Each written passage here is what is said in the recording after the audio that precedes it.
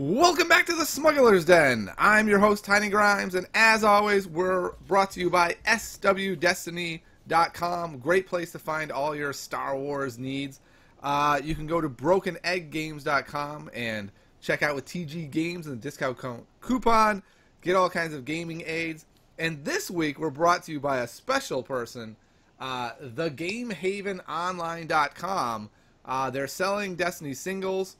I went over there. I was a bit floored by the prices. They're just some random prices, cheaper than Miniature Market. Blackmail, $8 cheaper. Bowcaster, $7 cheaper. Chewbacca, $7 cheaper. So, if you're looking for singles, it's not a bad place to start. All right, and if you want to join me in conversations, go to Patreon, Tiny Grimes. Any support is amazing. We're talking Spirit of Rebellion.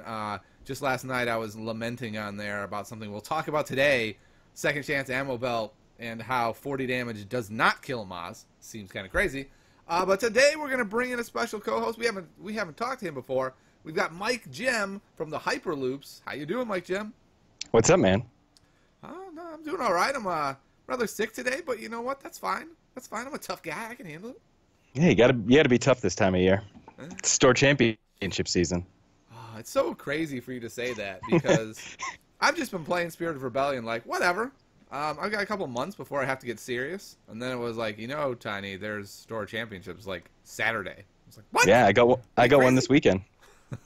Yeah, so I've been testing for store champs. I'm like not at all ready to be ultra serious about Spirit of Rebellion. I like to take about 3 weeks or so with a new set and just build bad decks that I know are not the top decks, just to kind of see if there's a hidden gem in there. Like you can look at nines and say, okay, he's amazing. You can look at Poe Maz and say, that's amazing. But can you build something crazy with Dark Presence that's amazing? Maybe. But yeah, I've been kind of pulled out of this exploratory period by store champs. So, Mike, are you ready? Yeah, I'm like the exact opposite, though. I only want to play serious decks. I want people like you to experiment and find something, and then I can just steal it. I think that's totally fair. I just want to play nines, Poe Maz, and Vader Raider. And that's it. Yep. Those are the 3 decks I built. Yep. And that is quite fair. So, Mike, I did go to a tournament last night, and so because of that, I said, all right, I'm going to bring a real deck. I'd been playing Poe Maz. That was the very first deck that I built just because it's so obviously good, and I was like, yep, this thing's amazing. We'll tune it up later. So I've been tuning up my Poe Maz list, and I brought it. 17-person event. I took third, losing 1 game to, of course, Poe Maz. He got fast hands turn 1, all his removal. I never saw fast hands or removal. Got wrecked. Yeah, that sounds like the way that match should go. I actually just brought up your deck list. I saw you posted it here. And our lists are only 2 cards apart. You have 2 Planetary Uprising, and I have 2 Holdout Blasters. And then because I have no Planetaries, I have Hyperspace Jump. But other than that, we are identical. So how are Planetaries for you, I want to ask? I love them. I will say this. They're not for every matchup at all. Like, if it's another aggro deck, you just pitch them for a reroll, whatever, it's fine. But against mill decks, it's 2 to 4 damage coming every turn. What I think I've used it most often for, and this is going to sound crazy, is at the end of the game. Like, you can tell the game's ending next turn, but you can put a ton of pressure on them. If early in the turn you just go Uprising, and then you claim quick, and then that puts that pressure of it's a 4-cost direct damage spell for only 2, and they don't know what to do because they only have like 6 damage left. And so if Poe rolls any damage, they just instantly lose, and they freak out, and they don't know how to handle it. Yeah, it's definitely great for that. And that's the thing, it's going to win you games. It's just, is it going to win you enough games to actually pack? And it's a pretty polarizing card. I mean, we've talked about it. I've seen chat on Discord about it. So you talked in the mirror match that they got their removal, and you didn't. How often were Poe's dice removed in your tournament last night? Not that often. I got fast hands pretty early in most matches, and so it basically, gives you that opportunity to go roll Poe, resolve 1. There's only 1 die there to remove, so that 1 second window before then you roll Maz, get a focus, and resolve it. And so not a lot of decks were removing those dice, or that 1 die, I should say. And hit and run becomes so great at working around that. So absolutely, if Poe Maz is only going 3 turns anyway, and let's say you hit 2 hit and runs and a fast hands, they can't do removal anyway before they die. The removal's irrelevant. Yeah. So that was kind of crazy. Yeah, I mean, it's just seems to be insane, and this goes to something that you've been speaking about on this very podcast for the last couple of weeks, is that people just don't want to play removal in this stage in the like metagame, and that's just allowing Poe to like walk down the street Spider-Man 3 style, like pointing at everybody. Yeah, I feel like the same thing with Palpatine. People are like, "You're crazy. Palpatine is the best deck in the meta. I just won a 30-man event." I'm like, "How many turns were all your dice removed? None." Well, then those people are idiots. Your testing is pointless. Yeah, if you're not removing Poe's dice when they're on blank, or Palpatine's when they're on blank, I think you're doing it wrong. I think you really need to just get those things off the table.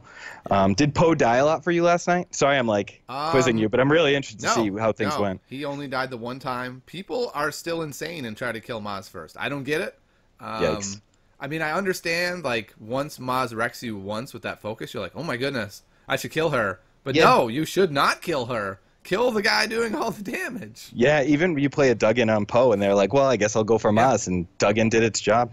Yeah, for sure. I mean, most people, they just go for Maz anyway. It's really weird. So I feel like these are some of the reasons why Poe Maz is so good right now, right? People don't have a firm handle on it. Kind of like Django Veers when that was the hot deck. It was super fast. If you didn't know how to handle it, it's just going to blow you out. And then once the meta adapts, hopefully be okay. But Mike, have you played any tournaments yet with Spirit of Rebellion? Yes, I played two tournaments last weekend. We just sort of like did back-to-back tournaments because they were kind of small up in New Hampshire. And I won both with Poe Maz, the list that I just mentioned, 2 cards away from yours.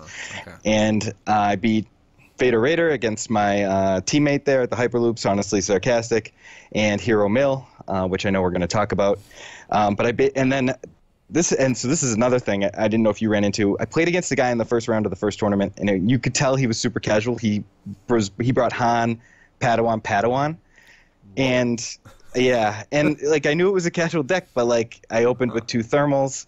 Like, am I not gonna play my cards? So I did. You crush him. Yeah, he took 1 action turn 2 before all his guys were dead. I pretty much had the perfect game, and he dropped out of the tournament and went home. Oh, and I felt terrible. What I usually do in those circumstances is after I stomp that guy, I try very hard to talk to the person and just be really nice and not apologize by any means for what happened, but just be like, oh, good game, that was really my deck at its very best, the day probably won't go like that. Just to kind of let them know, like, we're here, we're all friends, not like you came here, we stomped you should leave. Yeah, I tried to like engage, but he didn't want anything to do about it. But it just kind of makes me wish that there was a different like casual format. Like 36 points is casual and 30 points is competitive. But yeah, so that was my day. I just sort of thermal and U-winged people to death. That was it. Did you cheat like I did? I don't know. How did you cheat? So it's a well-known fact that don't actually read cards; they just kind of absorb them.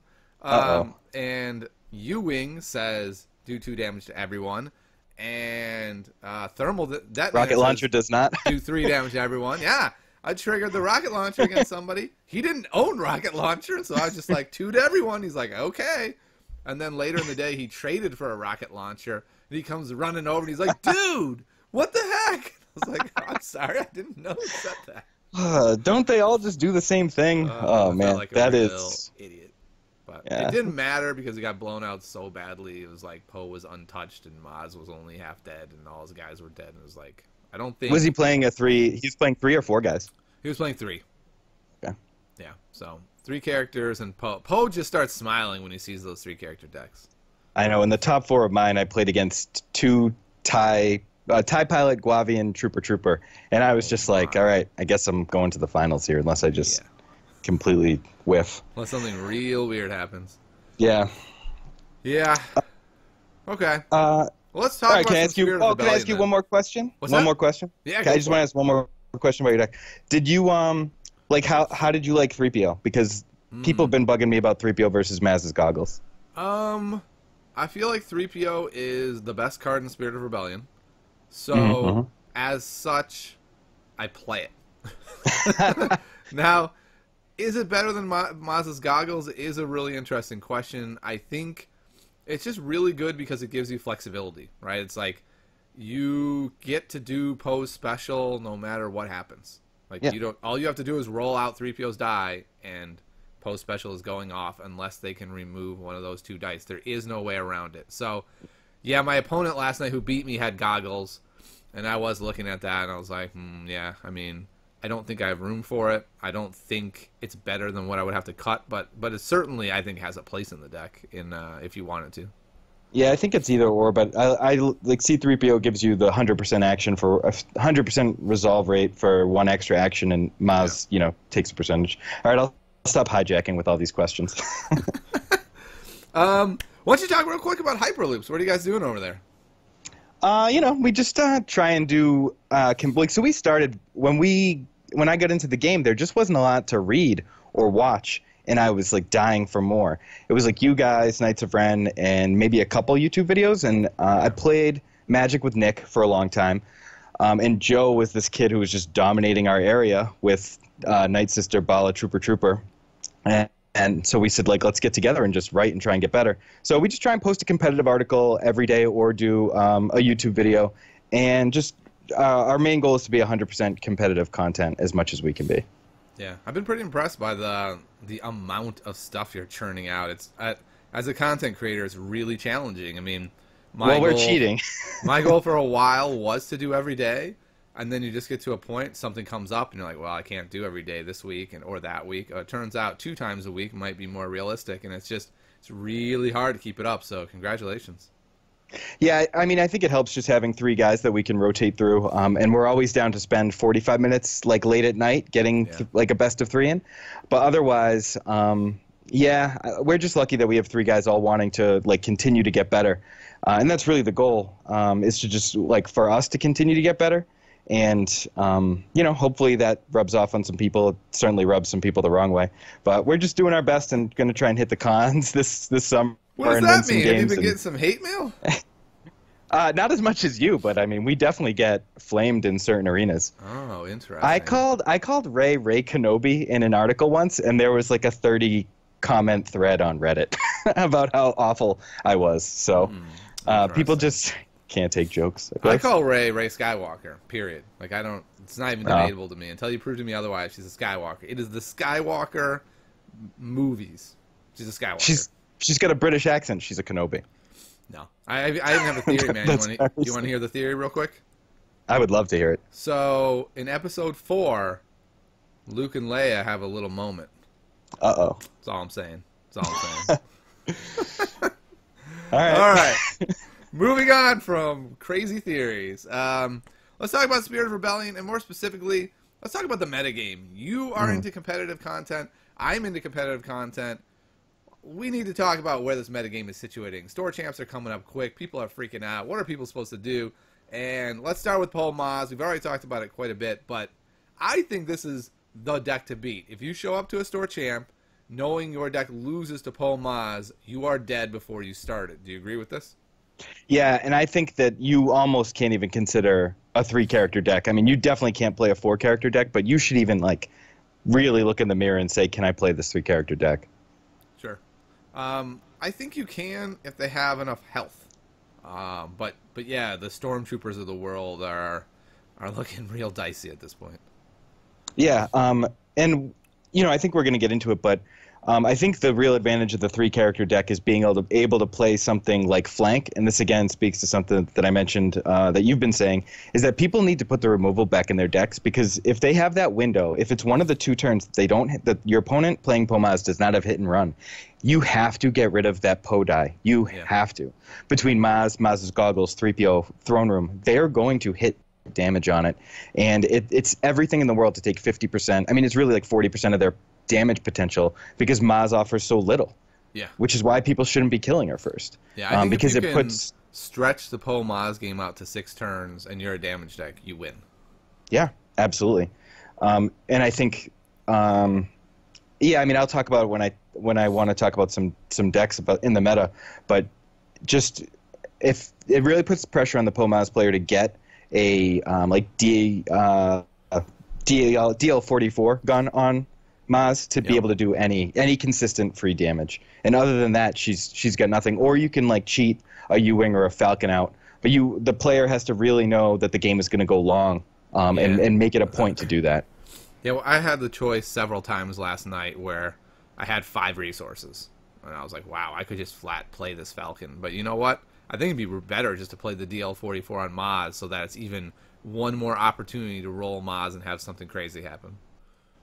Yeah, and I think you probably made the right call every single one of those times. Unless you know that your game is going to go 5, 6, 7 turns, I guess it's not going to go 7. But you can you really don't want to get the vehicle in play otherwise. Plus, it gets removed. Like, that is such a target for removal. You got a Falcon die just sitting there. Like, okay, maybe I'll get to resolve this. No, you won't. Yeah. It's going to be removed.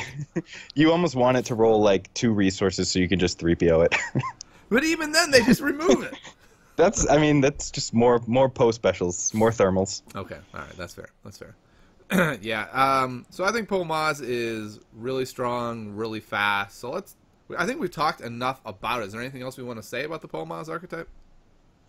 I don't think so. I just think you got to hit it hard. And so let's talk about how to beat it. How do you beat this? I mean, like I said, for me, 16 removal cards. 16. I mean, if you see it and you have enough, like if you have 8, 10, like you should be trying to mulligan for one if you don't have a very specific mulligan. Yeah. I can't say enough. If you let Poe resolve 2 specials that first turn, you might not have a second turn. Yeah, or if you do, it's going to be short. Yeah, it's very short. I really think that's the key, is just removing 1 Poe die every single game and killing Poe first. I think for me that's where it starts and ends. Yeah, I totally agree with that. One of the interesting things about the Poe deck is it is resilient to a lot of the cool cards people are playing, like Salvage Stand and Imperial Inspection, that end up being like the focal points of these dark side control decks. He doesn't really care about either of those cards. Like, oh, you bounced my fast hands. All right, I mean, it sets me back in action. That's annoying, but I still get to do all the things I want it to do. Yeah, chances are those decks are trying to take a million more action, so yeah, bouncing the fast hands is nothing. The only card that is good against Maz in those decks is Unkar Plut, who can really wreck his day, but even then, if you just spend your first action rolling Poe, it's really tough for them to really take advantage and take the thermals and U-Wings out of your hand. Yeah, and then if you have a couple of them, it doesn't matter anyway. Right. Like, okay, Unkar, you got 4 gold. Congratulations, you're dead. Yeah, to me that's a little disappointing because I was very excited when I saw that suite of cards. I was thinking Inspection plus Salvage Stand, that is going to be the crucial foundation of a control deck, and more I've been finding, boy, it's not that great against Poe, unless you're also packing with lots of control cards. Then it can work, but yeah, that on its own is not going to be enough. Right, and then when you pack so many control cards, you really just take away your ability to win the game.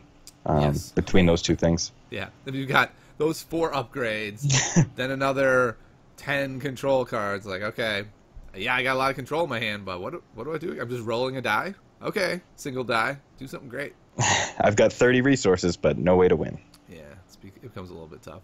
I will say my favorite deck that I'm so sad about is double TIE Fighter Pilot Unkar. That deck is really fun, and Poe just destroys it into oblivion. Yeah, it's kind of. We actually just posted a video today of that deck versus Vader Raider because we thought it would be a better matchup. Yeah. And even it didn't stand up. Spoiler alert. Oh, that's too bad. It's tough. I just think that low total, those 7 health guys, man. Yeah. They let you down. Well, is there other than just packing removal, should we move on? Are the decks that you want to talk about today decks that beat Maz, or should we talk about some decks that beat Maz first? Yeah, why don't we segue into decks that beat Maz? All right. Before we do that, though, I want to thank a couple people on Patreon. Eric, Chris, Daniel, Justin, everyone out there who is supporting. Thanks so much. It really helps us out. And also, I want to remind you, we are sponsors of X Wars. X Wars is going to be hosting a Destiny tournament, or I guess 2 of them, Saturday, July 8th, Sunday, July 9th. These are cash money tournaments. I'm really excited. Mike, I think you're a guy who's also excited. What do you think of this debate between cash money tournaments ruin the game, and cash money tournaments are awesome. Where do you stand in this debate? Oh, it's not even a debate for me. Bring the money. Bring the Let's money. do it. Exactly. I really hope it doesn't get super cutthroat. I mean, I can't imagine it does. On some level, people are going to be jerks no matter what the prize is. Yeah. But, like, let's get the highest level of competition. One of my biggest issues has been, like, I show up to this tournament, and I'm like, yes, there's going to be, like, 25 people here because 50 people came to the pre-release, and it's, like, 8 people. Yeah. And you're like, why? Like, why? Let's get people in the seats. Let's play some games. Yeah. And it's tough. It's tough to get motivated for FFG prizes. They're just underwhelming. And so if we can get a circuit going that brings out real competition, I think it'll be really fun. I'm excited for it. Yeah, I'm excited for that, and then I'm excited for the cash events at Gen Con, too. I think that should be cool. Less cash, but still cash. Yeah, I can't actually make X Wars, unfortunately, but I will be at Gen Con, and I will be winning all the cash events, Mike. All right. That's how I have to pay for Gen Con. I am quietly rubbing my hands together in and if an I effort lose, to not I don't disrupt get the to audio. go home. I just have to live in Indianapolis the rest of my life. Oof, that is a punishment no man should have to subject himself to. No, it'd be brutal. Yeah, I'm going to Gen Con as well, and I wish I could go to both, but us family men, we have to make decisions. Yep, it's a hard, rough life, Mike. Hard, rough life. Rough life. All right, well, let's talk about what beats POMAs. I mean, the obvious answer is removal cards beat POMAs. Going fast beats POMAs, but what are some decks that you've been looking at that really give them trouble? So in our internal testing, we found that just a lot of disruption really messes up POMAs. And one of the things we've been looking at is obviously 3-character removal with flank, and also just using FN2199 to add a slight discard element to your deck by playing FN with in a deck with a yellow character, so that you can play Vibro Knucklers. Sure. And I mentioned this deck to you, so one of my teammates, Nick, probably going to kill me for saying this, but he's playing an FN 2199 deck in the TTS League top cut, whatever it is. Yeah. Online. And can you write down this whole list for me so I can broadcast it? Yeah. Okay. Let's post it in the show notes. But he's using, he's got Vibro Knucklers in there, and they do work. Discarding 3 cards does a lot of work, and just being able to do that, be able to recur it with Starship Graveyard and do it on a consistent basis has made it really tough for me, because it's easy when you're dodging one card when Unkar Plut steals from you, but when you're getting Vibro Knuckled for 2 and 3, and then people can play things like Close Quarters Assault in an FN 99 deck. So it can really, really damage your hand. And that's just not to say that these decks sort of they also have game versus the Hero Mill deck. So it's not a bad meta spot to have an FN 2199 deck that can do serious damage potential with all their weapons, but also be able to slide Vibro Knucklers in there and resolve the discard sides if need be. Yeah, so I think that combined with just good die removal, flank, shock, just anything to get that second Po die out, all those things sort of combine to be problematic. Have you thought at all about playing Confiscation in decks to knock off fast hands and then be able to discard that?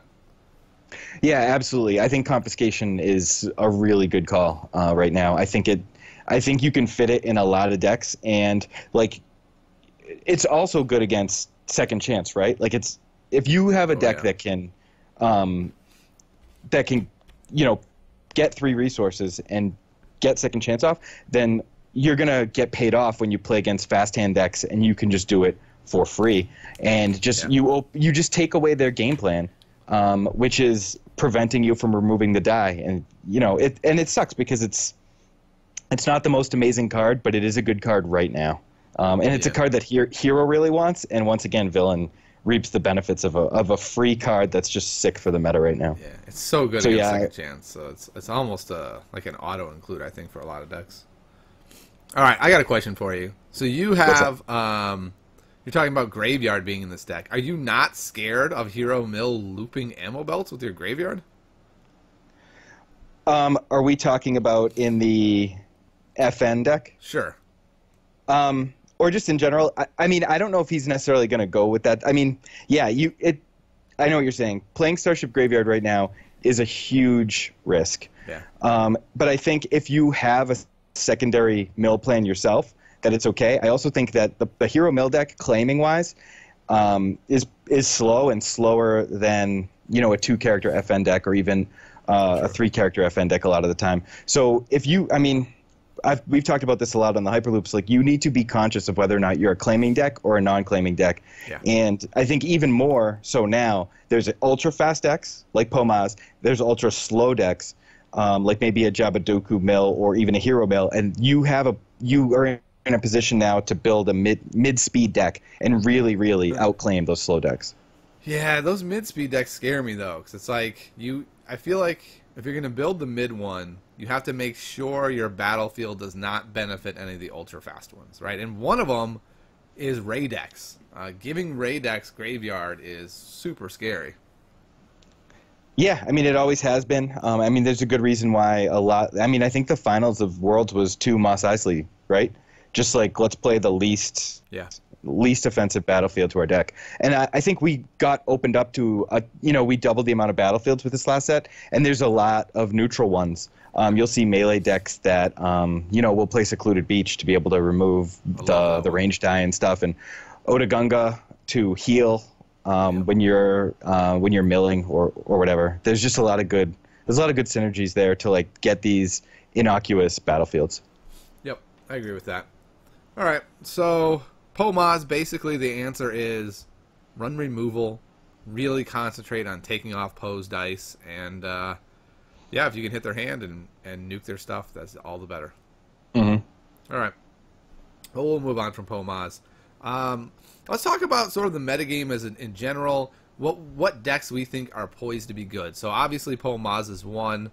I'll go first. I really think Hero Mill is really good. I don't know if it's tops or anything like that, but it's very strong. I gave a friend my deck, my Hero Mill deck, and he played it yesterday, and we tested it I brought a whole bunch of decks, and I was able to beat him most games, but they're all close, and he's kind of new with the deck, and so I'm looking at it, I'm like, this is interesting. But then we had one game, man, that one game where he ended up doing second chance, ammo belt at the end on his Maz. I got rid of them all. He played another second chance. I got rid of that.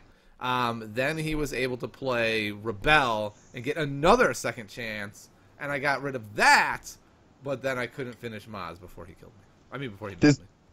This is with your Pomaz doing 40 damage? Yes. Jesus. Yeah, I mean, it's definitely a problem. I mean, I feel pretty confident saying that it's going to get changed at some point. I don't know if that point is going to be anytime soon, but that's just not how a game should go. At least that's my opinion. The strength is there. It's just the recursion and the inability to really have good ways to deal with it. If confiscation was neutral, you could say, yeah, whatever, bring it. But it's not, so you can't. Yeah, and you can't confiscate second chance once ammo belt is there, because then they just toss the ammo belt. Right, true. So it's really rough once it gets going, and my build isn't all in on it. I only have one scavenge, one rebel. I mean, I've seen decks that are just all in on it, and like cheats and 2 rebels and 2 scavenges, and it's just like, you will not kill this character, period. I feel like I want more cards that actually win the game than just all of those cards. Yeah, I agree with you, and I think it'll be scary that like in 2 or 3 weeks, when people have really had an opportunity to practice with this deck, how much I could see my opinion changing. Because right now it's pretty easy to mess. It's a complicated deck, so when I'm playing across from someone who's using it, I'm like, oh man, if they just used the rebel that they discarded to re-roll to get their ammo belt, like this game would be over. So when we see some really competent pilots in the top 4s of our store championships, and then like watching our Captain Phasma mats get carried away, we'll know that the deck is real. Yeah. I'd say one of the key cards that I've seen a lot of these decks not playing is Ascension Gun. And the reason why it's so key is your opponent will often not give you your battlefield. Even if they claim faster than you, they don't want you to have it. I mean, Maz wants their own battlefield anyway. A lot of other decks do. But even decks that don't are kind of like, well, what if they just claim early and hit me for 2? It's really annoying.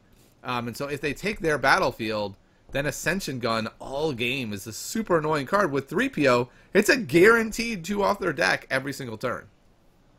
Yeah, and the converse is, even if, Pomaz can claim really fast, and they're like, all right, I'll mill him out. I'll use Thermal to make him discard 2, and I'll claim Wicked Fast.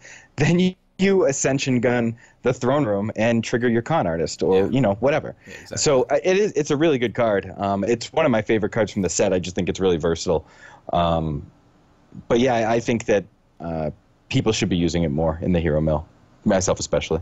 Yeah, I'm interested to see where this deck goes. I don't want it to be best because I hate the second chance ammo belt thing. I think that's a combo that should be errated. I can't believe that it's made it this far. But it seems like they're really slow on erratas, right? I mean, it's like Hyperloop was pretty darn annoying for a long time. They're just like, it's fine, it's fine. Yeah, and I think what happened, there were no tournaments. There was no store championships. There were no regionals, so there was no reason to really do anything about it. So I think with the store championships imminent, regionals, and the summer con season, it will kind of put a little spark in them to get it done if need be, which probably needs to be. So I'll be posting my list in a couple days. I have a friend who's using it and has been pushing on me to delay publishing this thing as long as possible.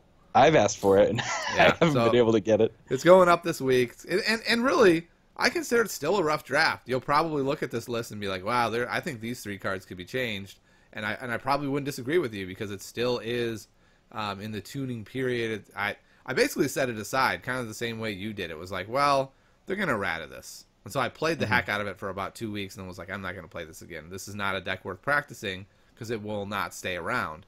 And then I talked to the designer, and he's like, it's fine. I was like, oh, okay. Well, never mind then. Maybe I better practice this deck some more. Yeah, he's in the future league playing with new cards that we'll never, we won't see for a year. Yeah. So he's, I don't know. Yeah.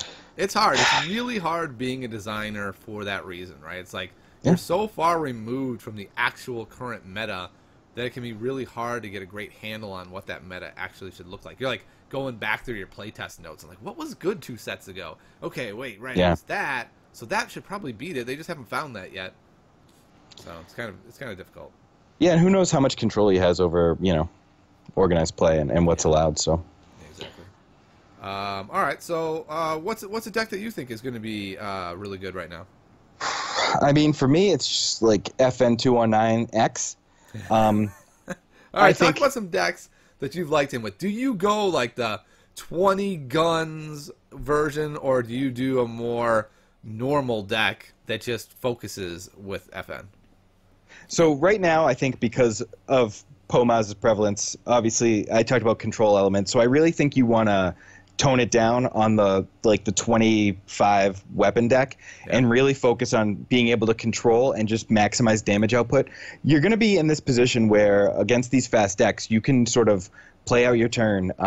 You can overwrite weapons. You can even, dare I say, boundless ambition your hand to get a bunch more. Yeah, I've seen that. And this is all after claim, so you can use things like you can bring Night Sister back and get blue weapons, and you can even have a 3-color FN deck with, you have room for Bala, Guavi, and you have a room for a lot of different yellow characters with a lot of base damage, and you can play out your turn well after most of the decks have taken their turn. So if you spend a little time controlling, they are out of cards, they're out of resources, they're out of things to do, they claim, and then you go to town. Yeah, and I think that's the way to go, and I think that's where to beat the big king decks right now is you're going to have to play a more controller-oriented FN deck that's able to put out insane damage, but also has flank, which is just still a card I really like. That no one seems to be playing right now for whatever reason. Don't say no one. It's in all my decks that have 3 characters. I'm not insane, Mike. Well, you know what you're doing, so. But I also think that you can get a little more aggro. Like you can play FN with Vader. I still think that's really good. I know we kind of cringed at this, but like FN Django is like a thing. You can legitimately do it. There's a lot of damage sides there, and the redeploy works really well because if you've got a late game Django with 2 riot batons, then that guy's going to be able to hit you pretty freaking hard before you get to respond. So here's my question. Do you like running nines with 1 or 2 dice? I mean, I think the value is there to only ever run 1 because Yep. he has such a giant target on his back. People are going to take him out first, almost no matter what. So you need somewhere else to like put dice, and like that makes the redeploy so much stronger. But I think that there are some lists where you're sort of pigeonholed into playing 2. But I think to get the most value, again, is to like put him in 3, use only one of his dice, and then control the damage so he doesn't die fast. Is that how you feel about it? Yeah, totally. Like the Baby Vader nines deck. I don't like that deck just because I do not like having 2 dice on nines. I feel like it's too vulnerable. It's only 22 health at that point. It's less than that if Vader's triggering his special at all. And nines doesn't need any dice. Like a no dice nines would be fine with me. I just want his ability. 5 points, no dice. Oh nines. my god, he'd be in every deck. Every He would. deck. Yeah, he would. Yeah, that's how but I I look think at it's something. Yeah, I think it's going to shake out. I mean, there's nines is so strong that he's going to win games even in a 2-guy 4-die deck. Like that Baby Vader nines deck. I mean, it can do serious damage.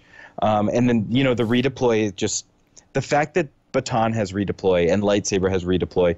I mean, you're really able to craft your hand to take advantage of it when he dies. Like even if you mess up a little, you're going to be able to pass 1 weapon. Yeah. What about Daddy Vader? 1-die Daddy Vader, 2-die nines. I haven't seen this yet. It sounds kind of terrible. Yeah, that's not. I never want to play Big Papa Vader at 1-die ever. Yeah. I never have, and I'd be shocked if I ever did. It's just I like it with Jabba as a mill deck because then you just have that, like, especially with now Fast Hands Blackmail, you put those on Vader and then you roll Vader out and they discard 3 to 4 dice. I mean 3 to 4 cards. That's kind of crazy. Yeah, I could see that being really, really strong. Have you seen that? Like, have you played it or anything, or is it just sort of like I've got rattling that around? Deck built. And then I have disarms in it. Anytime Vader rolls damage, you just disarm. And what do you have? Do you have Enrage in there, so you can get the first turn by Blackmail? I don't think I have Enrage in the deck. Maybe it should go in. I'm sort of into Enrage right now to like get something on Vader first turn if need be. Yeah. But now the wheels are spinning. It's a good deck. It's not amazing. The reason I built it was to beat Hero Mill. Yeah. And so I played against my buddy playing my Hero Mill deck, and I was able to beat him with it, and he was a little bit frustrated. I think it's good. I think that's a good call. I think Villain Mill is sort of well positioned to beat Hero Mill. I think it can like really disrupt Pomaz, as I've said. So I like it. I'm definitely gonna go mess around with that pretty much as soon as I finish mowing the lawn after we're done with this podcast. I love that. The trials and tribulations of real life move from podcasting to lawn mowing. Yeah, it's a great time to listen to my podcast as lawn mowing. There you go. All right, real quick then on nines. I really like running him with 3 because then you have so much health. Like, I just love these decks where you can have like 30 health and then this bonkers guy in a deck with 30 health. That seems really strong to me. Yeah, I mean, it is. And just, I mean, I know you said 3PO you think is the best card, but I think nines is, 11 health for 10 points and his ability. He's just insane. And you're never going to go to a tournament and not see him. Yeah. I just can't imagine the scenario where you don't play one or like you're surrounded by them because he's just that good and he's that accessible. Yeah, I didn't play against him last night, and I'm trying to remember, did anyone play him? A lot of people are running Death Trooper over him, and me included. I have a deck that's Unkar, Death Trooper, Stormtrooper, and the reason it's Death Trooper over him is so that you can then run endless ranks.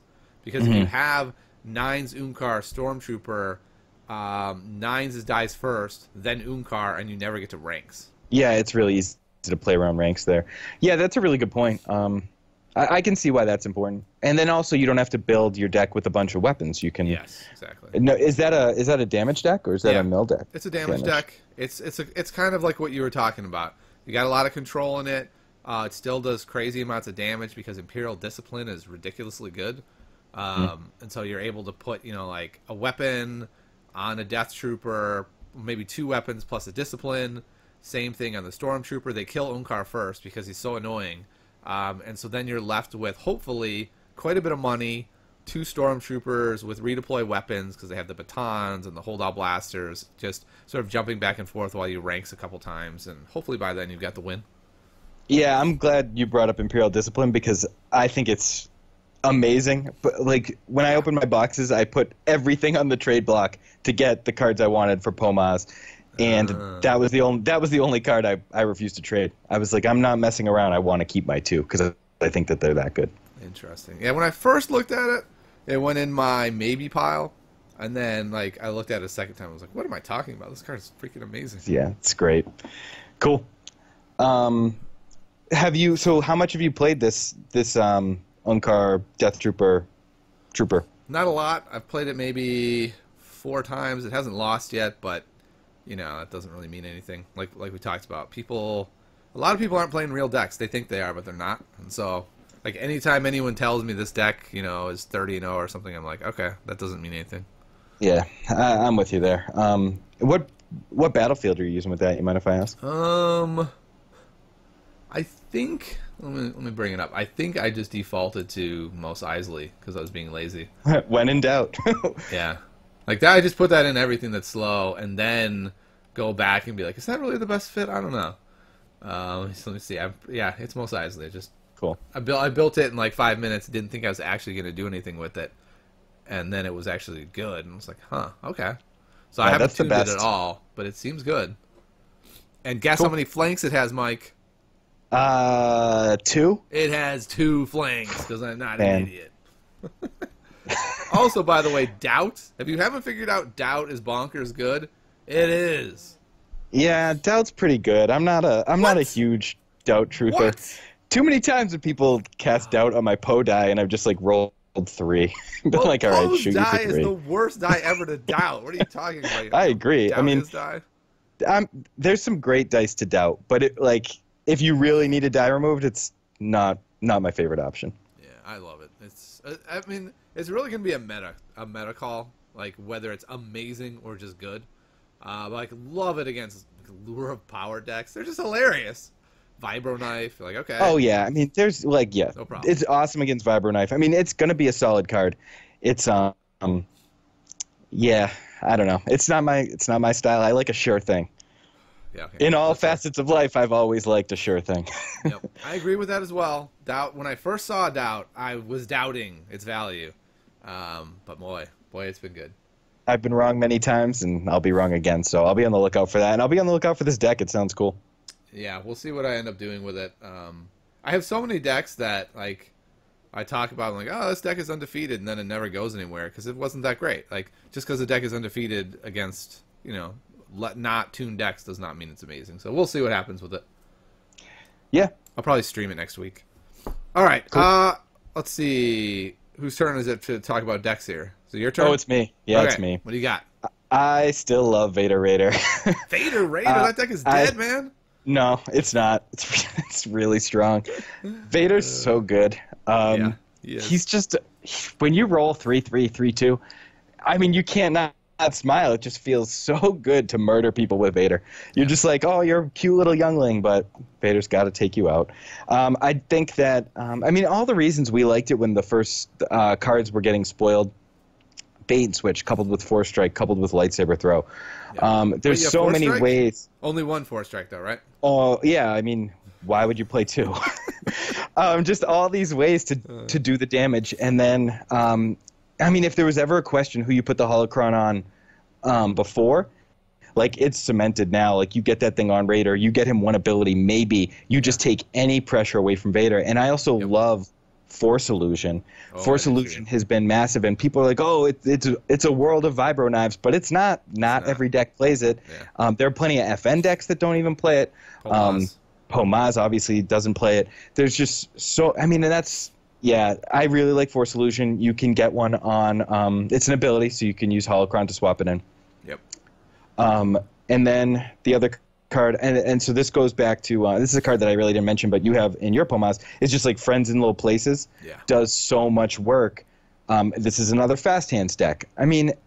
You don't have to load up on the force abilities anymore for Holocron. You can play enough where, the Holocron is sort of like a scratch ticket, and if you get an ability out, if you just happen to hit, great. And you can do it immediately with Raider, obviously. You can discard a card to get it out. And if not, like I was mentioning briefly earlier, like I like a little enrage action to, throw a force throw on, like force throw fast hands is a scary combo if you haven't done it yet. You do it once and you'll be hooked. Yeah. Let's see. So with that deck, I totally agree on the holocrons. Even before, I was running holocron as almost a distraction. I didn't think force choke was good.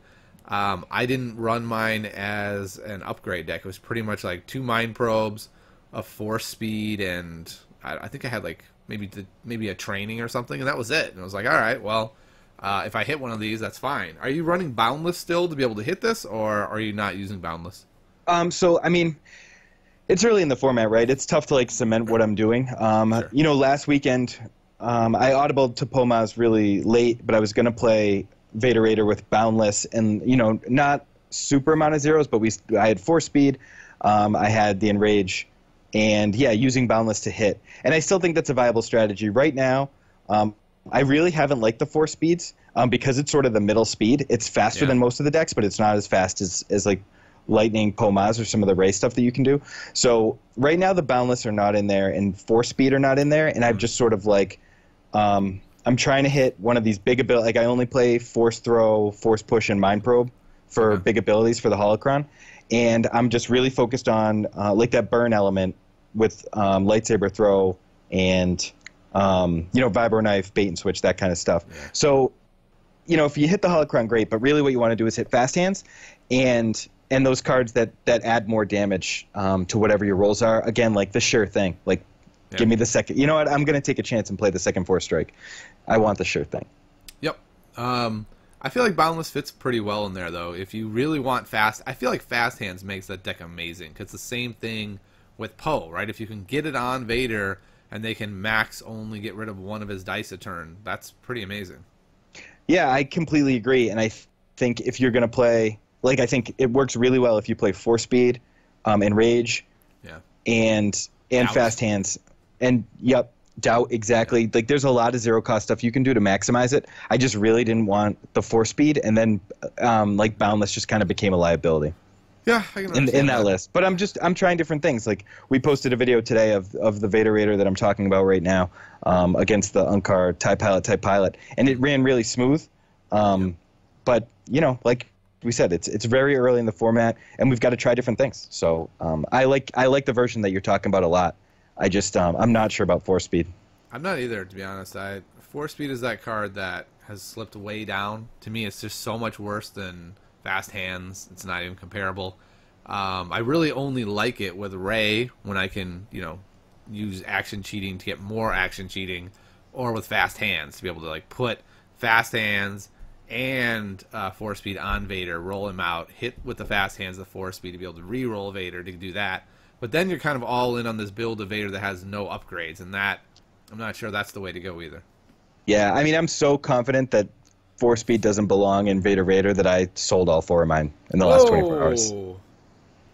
Probably smart, actually. It's only going to go down. Yeah, it's only going to go down. They're going to print more. Yeah. I actually don't think it goes in Vader Raider either. I'm open to testing it more, but that's the direction I've gone as well. It's that card that went from best card in set to, it's all right. And it's not a bad card, and people are going to play successful Vader Raider decks that have it, right? It's just not necessarily what I want to be doing, and it just hasn't been good enough for me. So yeah, that's where I'm at. The last deck I was going to talk about was my Unkar Stormtrooper Death Trooper deck, and I guess we'll go into it a little bit more depth than we did before. But it is with that package that I talked about of having Imperial Inspection and Salvage Stand sort of leading the way, allowing you to have control elements. So in case you don't know, Salvage Stand says after you roll resource, you get just exhaust this and get one of theirs. Inspection is after your dice rolls a disrupt, you exhaust it and bounce one of their 2 cost or less upgrades back to hand. And then you couple it with, like we were talking about, removal. So you have doubts, electroshocks, flanks, he doesn't like you, best defense. Then I have logistics to be able to pump out a whole bunch of weapons, along with Unkar's ability. The Riot Baton is freaking crazy. It's a good deck that can pump out a lot of damage really quick while also having control. I've been liking it. Yeah, I mean, it sounds sweet. Like I said, I'm excited to see it. It seems like if I'm not doing something really, I don't want to call Pomaz a combo, but if I'm not doing something very linear, Yeah. I want to be playing like a 3-character control deck, and I love the idea of being able to use on-card to endless ranks. Like, it just seems so good. And when you have 2 targets, like you mentioned earlier, you can't. There's just no way to play around it. Yeah, there's just not. Isn't. There really isn't. It's really to the point where, like, I mean, Salvage Stand kind of.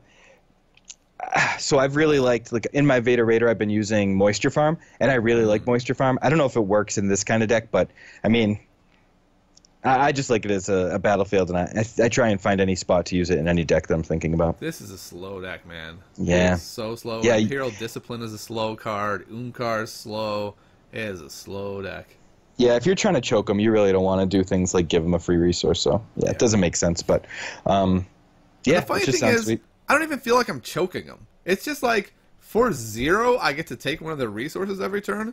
Why wouldn't I? How stupid would I have to be to not do that? Yeah, I mean, it is, but then you're bouncing their weapons, so they have to replay it. Like, even if your goal isn't to, like, it's not a traditional stranglehold choke, but you're definitely limiting them. Yeah. Yeah, for sure. But it's just like, I feel like they made that choke element so cheap and easy that it's a no effort, right? You're like, I'm not even intentionally building a choke deck. I just get to choke you just as a side product of my deck.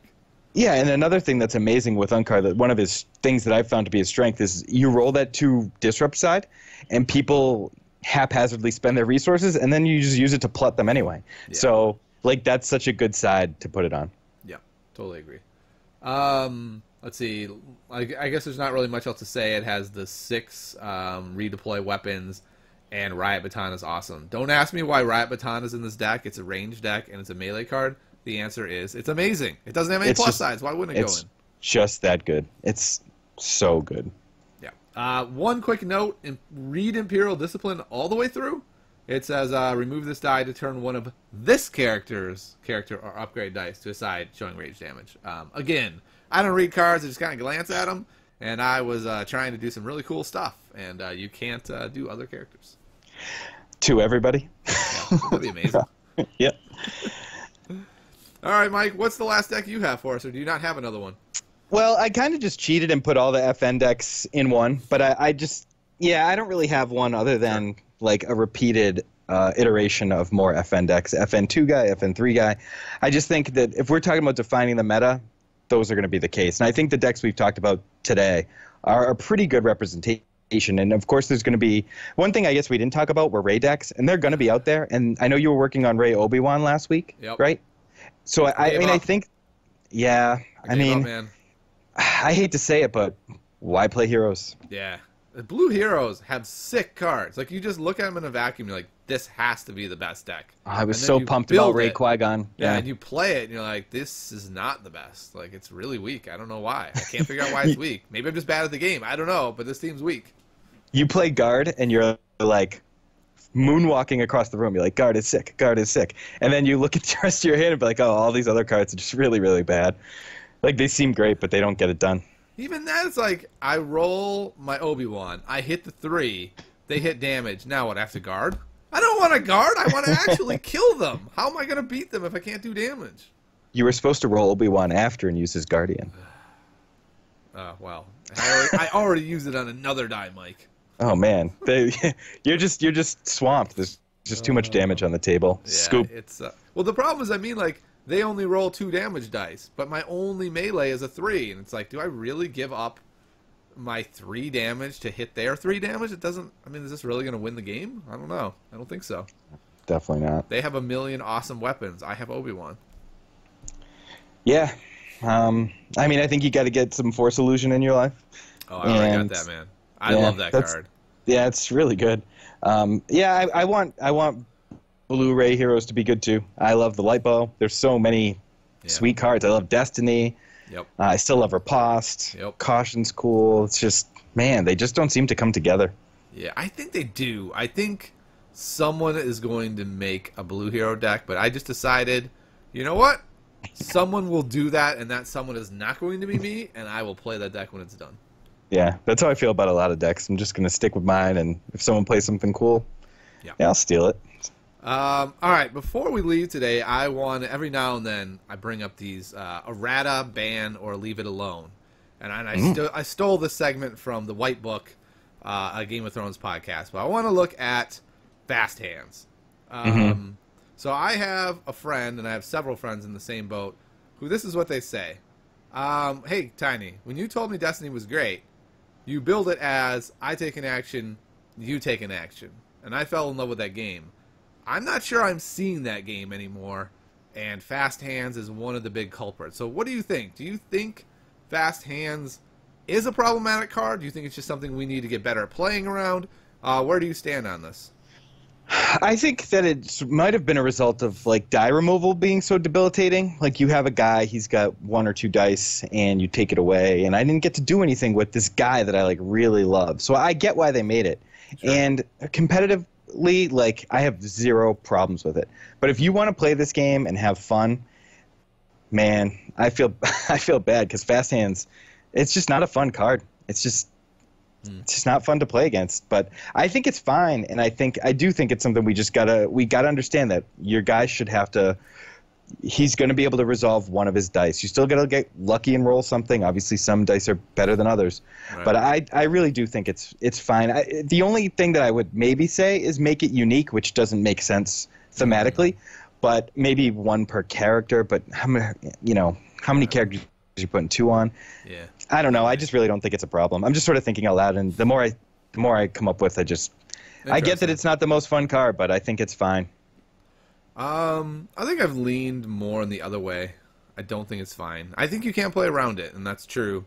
And I think as people adjust and only get wrecked by 1 PO die, it'll be better. But still, taking 4 or 3 just from rolling out fast hands, and there's nothing you can do about it, it does seem to kind of come away from the point of Destiny, right? I love Tactical Mastery because I like that.